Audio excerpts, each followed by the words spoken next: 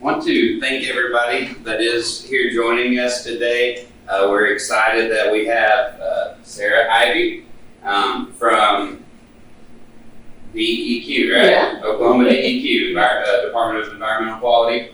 Okay, and so she's also a part of OKRA, as well as Ellen Bussert. Come on, Sorry, Jerry. Bussert. I mean, I've known him for 5 years now, but We're on a first name basis, so he's never had. yeah, exactly.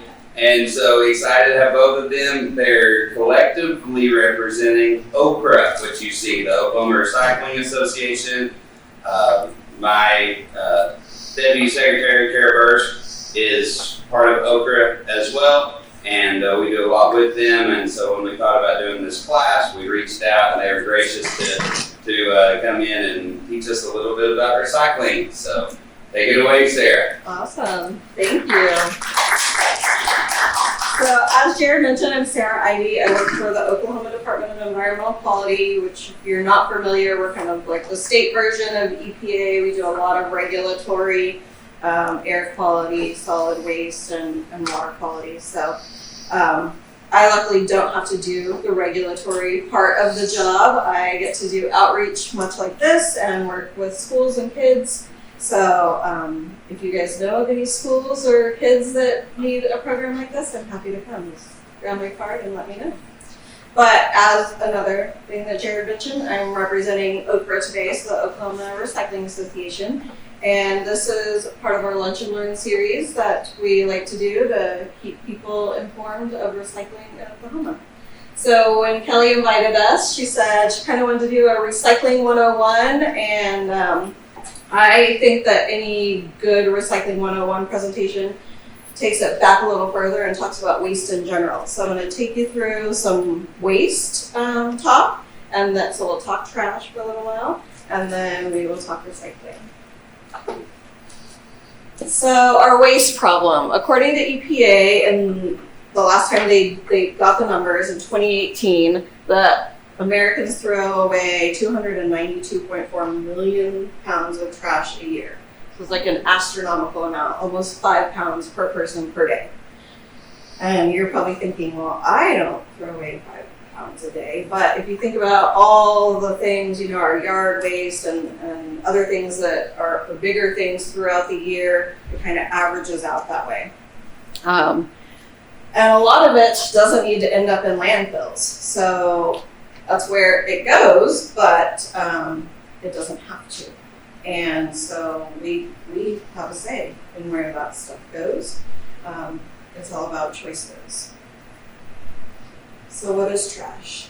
So like literally Kelly's eating this hummus container right now. She's got her string cheese. And so this was a valuable item a few minutes ago because it was safely keeping that cheese contained and germ-free, right, before she ate it. But now that she's done with it, it's a wrapper and it's trash. So it goes from something valuable to something invaluable very quickly. And all we want to do is find a solution to get rid of it. And in Oklahoma, where does most of our trash end up? Landfills, right? So here's a picture of some landfills, including the Ada landfill. So all those trash trucks that are zooming by day in and day out, they're picking up all our trash and most likely taking it to the nearest landfill. So a landfill, unlike a dump, is a very complex system. So when we first started generating trash and deciding that we wanted to throw it away a long time ago, dumps were created just by people saying, hey, this is where we're going to get rid of stuff over here. It would just literally get thrown on the ground. You guys have probably seen an illegal dump in your lifetime, and so they still happen. But a landfill is different. So a landfill is a place where we have designed it to take our trash. We want it to be the final resting place of that trash. So it's a complicated system because we don't want to pollute the groundwater. We don't want to pollute the soil around the landfill.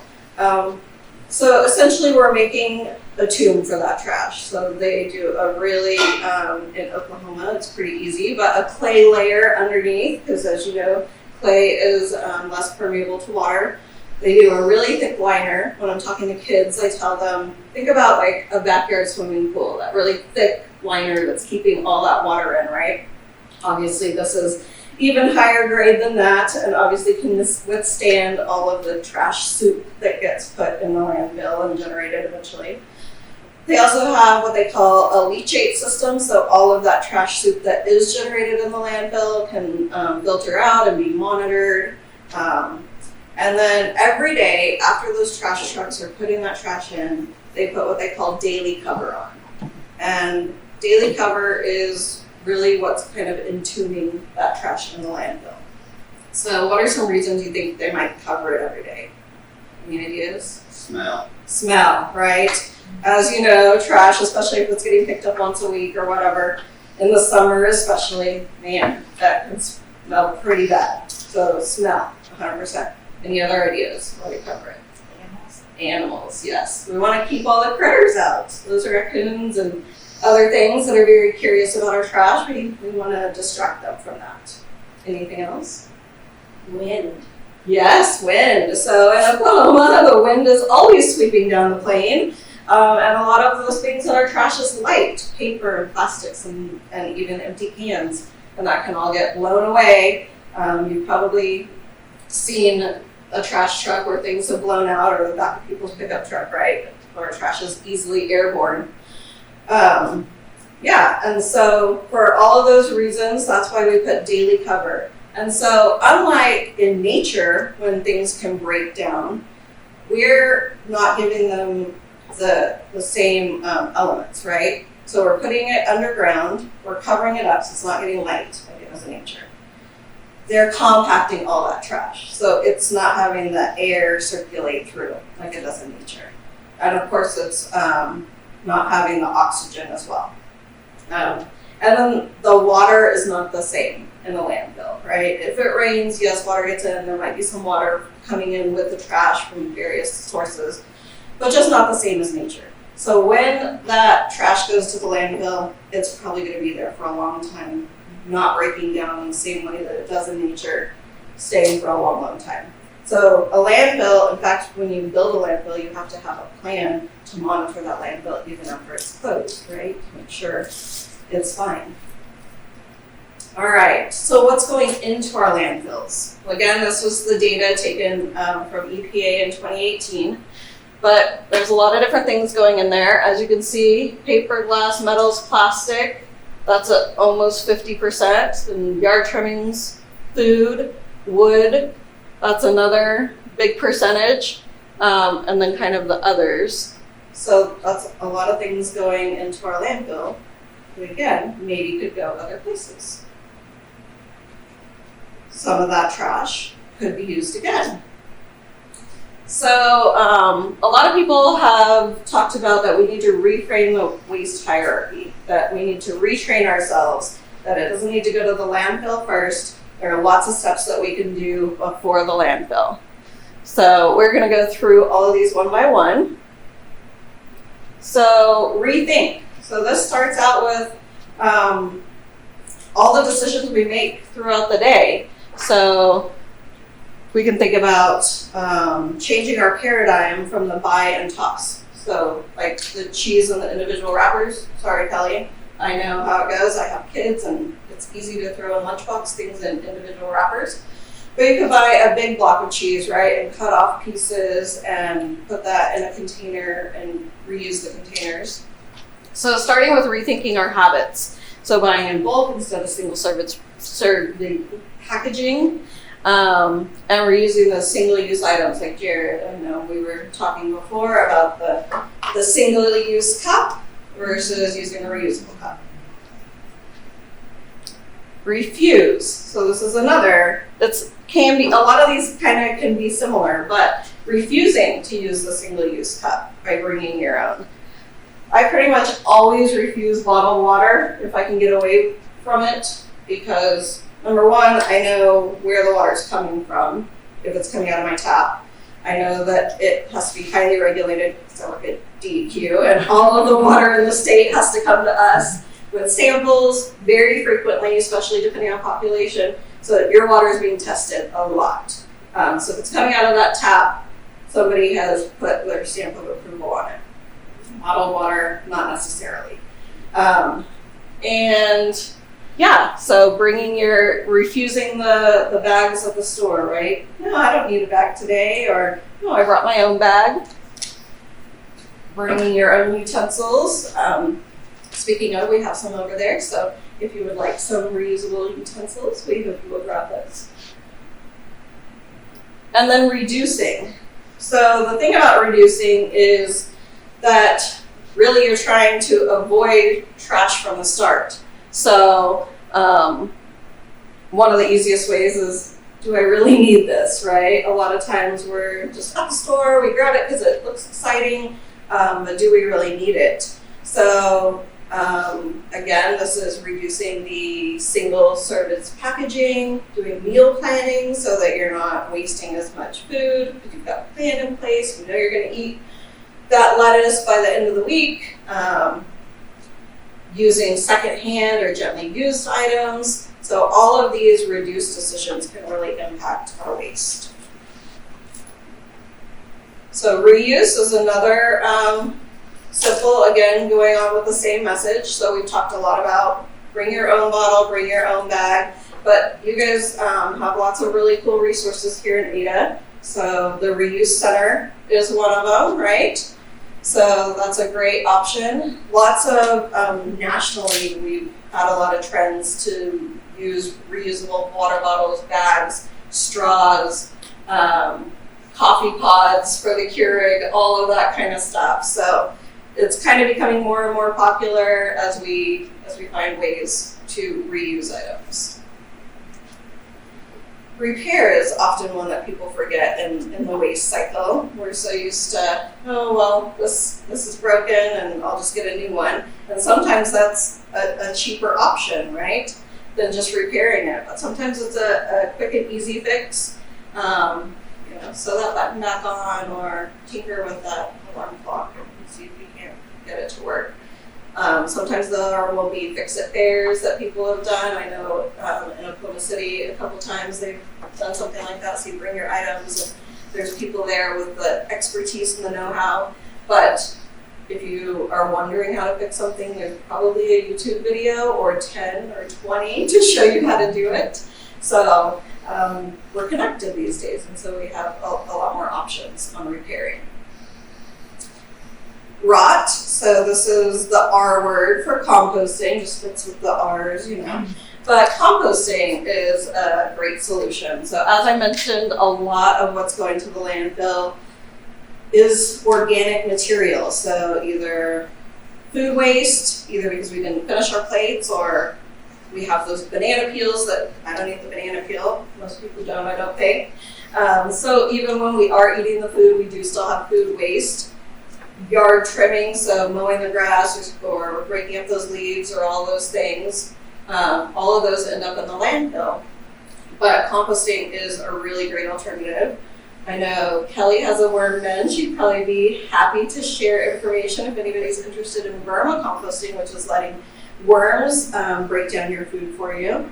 But a compost pile can be really, really simple. So there's lots of different ways. There's tumblers. You can literally just find a spot in your property and start throwing things in it. You can have bins where you separate the compost and you turn it and you kind of rotate the stages of the compost. So composting is really easy. There is some information about composting over there if you're curious.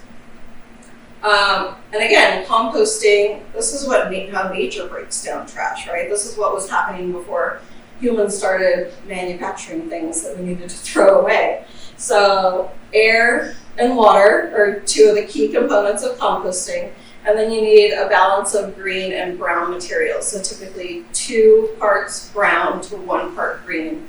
And so greens are going to be your fresh fruits and vegetables, those new grass clippings, weeds, that kind of stuff. Your browns are going to be your dried, so shredded paper, coffee grounds, leaves, small sticks and branches, those types of things. And so you have a good mixture of that, and then you can have successful composting. Yes, sir? Just be careful not to use grass clippings where you spray weed killer. Yes, and same, yeah, if you're picking weeds or anything, especially if you're doing backyard composting, if you're putting weeds in your compost, those seeds may not die out completely because it doesn't really get as hot as like commercial composting. And so you might inevitably spread those seeds somewhere where you don't want them. So just be mindful. Yeah. So another reason to compost is that that methane in landfills is one of the biggest contributors to methane in the United States. It's actually the third highest source of methane. And so when all of that organic material goes to the landfill, if that landfill is not capturing that methane, then it's getting released as another greenhouse gas. Now, some of the landfill guys that we talked to are like, no, we want your organics to come to the landfill because we count on that landfill gas.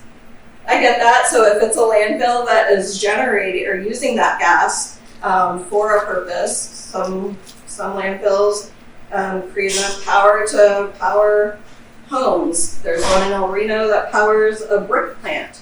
There's all kinds of uses for that. But when it's not being used, it's being released into the environment. So another reason to reduce those organics. And so lastly on that list was recycle, right? Well, we're the Oklahoma Recycling Association. Why are we talking about recycling as the last resort? Well, really, recycling, although it's great, and we tell our kids we should recycle, and we all believe in recycling, it really should be the last step, right? We want to try to reduce our waste as much as we can through those other methods before we get to recycling. Because recycling is a reuse, but it still is requiring the material to go through a manufacturing process again, right? There's lots of transportation involved, a lot of times there's lots of energy involved, not as much as getting those items from their source originally, but it's still not the greatest environmental choice, but still better than going to the landfill, that's for sure.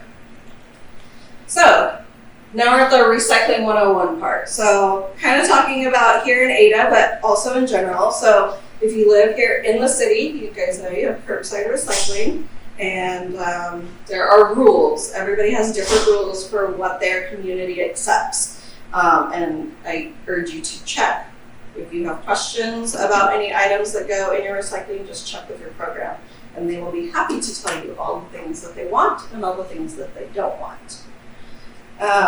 There's also drop-off centers and the recycling center and the drop-off locations. If you have, I don't know, every once in a while around Christmas, you start getting a ton of Amazon boxes. Those aren't going to fit in that recycle bin without blowing away, so you can do the drop-off or the recycle center to dispose of those boxes.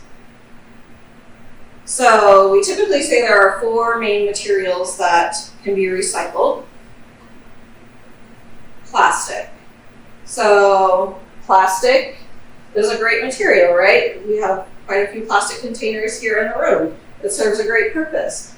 It's fairly cheap. It's pretty light, so we can transport it pretty easily. It's malleable. Lots of benefits to plastic, but as we all know, it's an oil product, and so it has to get pumped out of the ground from somewhere, added with other things to make these plastic products that we have. So how do you know if an item you have is recyclable if it's plastic? So has everybody seen the little recycle triangle and the numbers inside of them, right? So that is telling you what resin, what that plastic is made of. So here in Ada, you guys accept number 1 and 2 plastic. Luckily, those are the most common anymore. So water bottles, soda bottles, any of the clear see-through containers are often number 1s. Sometimes they're number 5s, so you do need to double check. And then number 2s, I'll show you guys on this slide, are more your opaques. So your milk jugs, your laundry detergent, shampoo bottles, coffee cans of coffee, a lot of cleaning products, those are all number 2s. So going back to this, so the other numbers, 3 through 7, you guys don't accept, with the exception of 6, which in most communities I say you don't want to talk about that. It's like the dirty word, but styrofoam. And you guys are lucky enough with DART here in Ada that you can recycle a lot of your styrofoam. So that's number 6. Number 5 is starting to get popularity. So the problem with recycling is it's all about markets, right? If they're going to take the time to collect your item, it needs to be able to go somewhere, be sold, and someone turn it into something new. Otherwise, they're literally just collecting trash. And so the market for number 5s has not been stable enough that everybody wants to collect it on like an ongoing basis. So a lot of communities will go back and forth on 5s. So 1s and 2s have been reliable for a long time. Number 4s is often your plastic films, so like Walmart sacks and things like that, and we'll talk about that. But that doesn't go in your curbside recycling. And then everything that's kind of mixed together, they put in other. So if it has 2 types of plastics or just a little bit different, then it gets an other label. Lunchables often have a number 7. I deal a lot with kids, so we talk about Lunchables a lot. But yeah, so number 7s are other. All right, we went through this, the number 1s and 2s, and we talked about DART, so the styrofoam recycling. I know you guys accept it here in the building and throughout the nation. Just clean and dry is all they ask. So if it's packaging styrofoam, obviously that's going to be pretty clean. But if you use a Sonic cup or something, rinse it out, and then it's good to go. So glass is another one of the big 4 that is often recycled. So it's made from sand and limestone and soda ash. It's a great product. It can be recycled over and over and over again. The downside to glass, it's very heavy. It's not very valuable in the recycling industry. So I know right now you guys are not accepting glass, but I hear from Kelly that might be changing in the near future. And in fact, you guys are doing a glass collection drive. Is that next week? Next week. Earth Week. Earth Week. Week after 2 weeks. Glass collection. So if you've been saving those glass bottles and jars, you'll be able to recycle them then. So glass is a great product. It doesn't have any of the leaching kind of things that we hear from plastic, but it is heavy. So. All right, then paper, paperboard, and cardboard. This is where the recycling guys, they love this stuff, especially cardboard, corrugated cardboard. So that shipping box from Amazon or that refrigerator box, I mean, they want that stuff. They're going to use that over and over. We all know that this stuff comes from trees. So we have to grow the trees before we can use it. So it is a renewable resource, but also limited to what we can grow. So any kind of paper is pretty much acceptable in paper recycling. So whether it's junk mail, magazines, office paper, your kids' homework, like whatever it is, you can throw it in your paper bin. Shredded, I know, sometimes will cause headaches for people. You guys have shredding bins here in the office? some people do. We mainly have a company come, just take it whole and Yeah. they shred it. Okay, good. Yeah, that happens a lot. If you have shredded paper at home, I know what I do in my curbside bin is I'll put that shredded paper into a brown paper sack, and then I'll staple it closed. That way when it gets to the recycling facility, all the paper is still together. They can easily sort that. So that's a good one for paper. And so some of the acceptable paper products, so pretty much, like I mentioned, brown paper sacks, clean pizza boxes, cereal boxes, cracker boxes, cookie boxes, toilet paper and tissue, the center roll thing of that, magazines, newspapers, and paper egg cartons. The things they don't want is anything that's have food product in it, because it usually, if it's cardboard, it's going to have a waxy layer on it to keep the item from leaking out, or it's going to be soiled, and so they don't want that. They also don't want any like personal hygiene things, so no tissues, no toilet paper, paper towels, those kinds of things. And then last in the big four is metals. So the two types of metals that are typically used in the home are aluminum and tin cans or steel cans. So aluminum comes from bauxite ore. and 10 comes from iron and cassiterite. So both of those have to be mined. Very intensive process to get that ore. The great thing is metal can also be recycled over and over and over again. There's no lifespan on how many times you can recycle it. Our cars and our airplanes are made of aluminum these days. We want all this stuff to go back in the system. The aluminum beverage people, the people that do aluminum, they have gotten so good at the recycling, and we all know, like, when we were kids, we used to do, like, collect cans and take them for, money and stuff. But they've gotten so good at recycling that they can take that can from the time it hits the recycle bin to the time it's back on the shelf with new product is 60 days.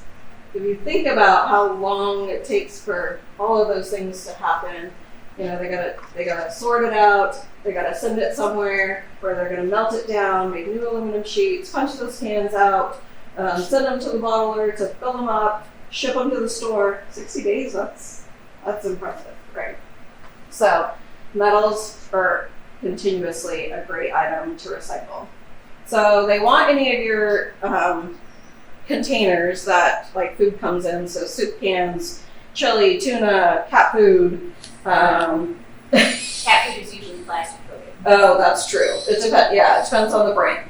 But aluminum cans from soda, energy drinks, pie pans. I know that's sometimes questionable, and aluminum foil. That kind of depends on the program sometimes. The things they don't want is like scrap metal, electronics, your old pots and pans, the big stuff, and no batteries. We will talk about batteries in a minute. All right. So what do these get turned into? So glass gets turned into more bottles, jars, and now can put it in fiberglass, which makes sense, right? Plastic, you guys have probably seen all of the items that are made from plastic these days. Carpet usually is made from plastic. A lot of that, they call it like polywood, where it's a combination between wood and plastic for outdoor furniture. Of course, it can go back into new containers and things. What else is on there? Yeah, sleeping bags and backpacks and shirts, all of the clothing that, like the polyester stuff that has plastic in it. Paper. So a lot of times recycled paper can go into making like new paper towels and tissue products. In fact, we have a Georgia Pacific, right, plant here in Oklahoma that makes some of that stuff using some recycled content.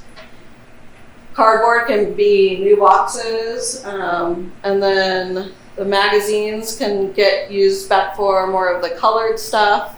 They put it on the paper backing of shingles, all kinds of cool things that they can do with the recycled products. Aluminum cans, again, they often go back to aluminum cans, or they can go into aluminum for all of those different things that we talked about, cars and airplanes and other transportation. Bikes, they can go to appliances. So things are actually being made with these items that we are recycling. So Callie also wanted me to talk about a few of what I call beyond the bin items. So there's lots of things that we can recycle, but we don't want to put them in our curbside bin. They're not accepted there, and they can cause problems in our curbside bin. So some of these beyond the bin items, so e-waste is one. So e-waste is your old cell phone, your old computer, your old printer, your old little small appliance, toaster, whatever it may be. When those have truly died, you can't replace them, or they're outdated or whatever, then you can recycle them. I know you guys are having an e-waste collection soon. Friday the 26th, we'll be taking Put those in front of me so I can talk about it. And lots of other communities do them either a couple times a year. If you're lucky and you live in Tulsa area like Ellen does, there's a great e-waste recycler up there that takes things daily. So e-waste is a big one. Batteries are another. So batteries are kind of causing a huge problem for both trash and recycling industries. Because when those batteries, especially the lithium batteries that are notorious for catching on fire, remember the hoverboards that caught fire, and there have been airplanes where batteries have been in luggage, the checked luggage, and they've started fires. We also had a really big fire at the Tulsa Mr. Murph, Tulsa Recycle and Transfer plant that shut them down for 9 months or something while they had to rebuild. So batteries are a huge deal. And so these batteries you can't just put out with like a normal fire extinguisher. That doesn't work on these. So they get out of control really quickly. So especially those reusable, rechargeable lithium-ion batteries, those are the ones you definitely want to keep out. But other batteries, you guys have a bin right out here for batteries, so it's a great source to get rid of them, even if and they can bring them from home, right? Yeah.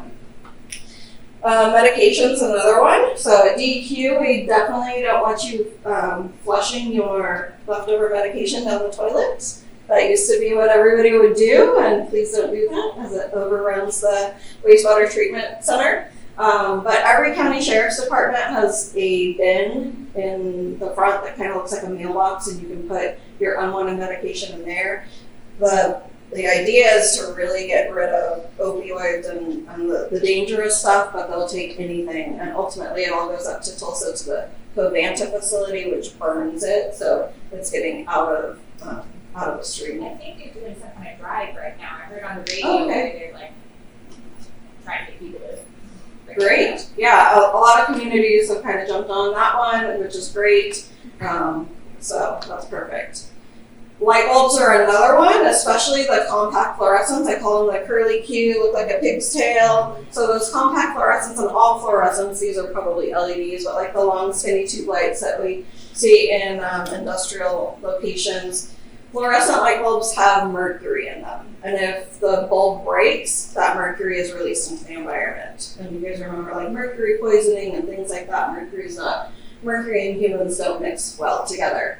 So those compact fluorescent bulbs, although they're being kind of phased out, LEDs are really the ones that most everybody has anymore. But you can recycle those if you have one burn out at Home Depot, Lowe's. They usually have a little box like what's pictured here on the slide, where you can pack it safely so that it won't get damaged, and then they transport it and remove that mercury so that it stays out of the environment.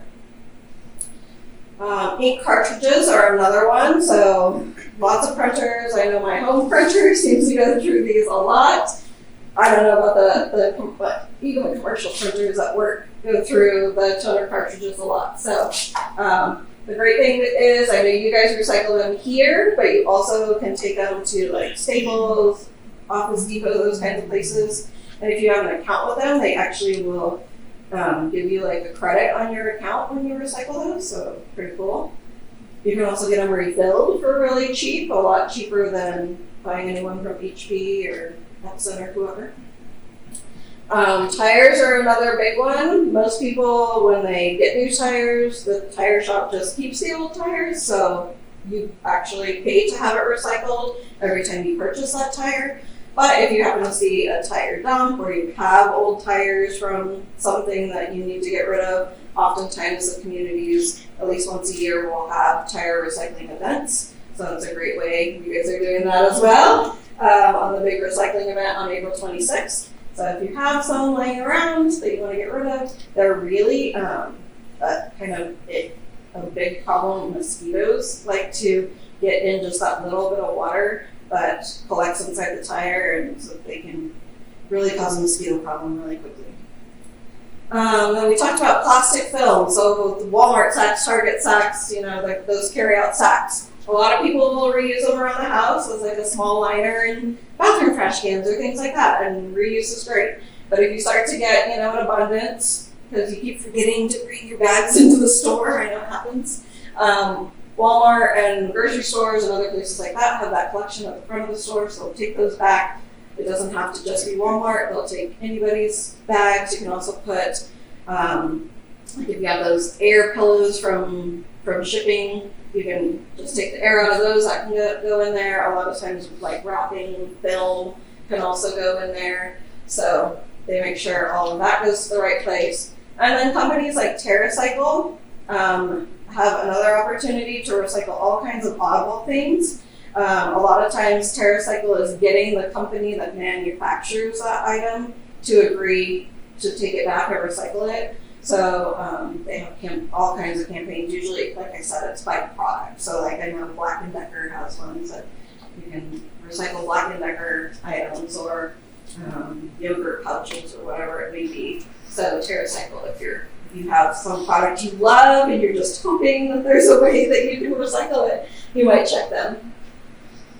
All right, and then the last thing is household hazardous waste. So this is the stuff that we just want to keep out of the landfills because it's, it has the skull and crossbones or the danger or the beware. So EPA considers household hazardous waste the stuff that can catch fire or react or explode under certain conditions. Those are the things we don't want to be set on fire at the landfill, right? So paints, cleaners, batteries, oil, gasoline, all that kind of stuff. And I know you guys also do a household hazardous waste collection. Is that also happening on the 26th? No. I think it might be in the fall that it happens in Ada. So, but this is not stuff that we have a ton of laying around all the time. So if you gather it up like once a year, then it keeps it out of the landfill. So that's great. So I'm gonna leave you guys with this, and I won't read it for you. I'll let you read it.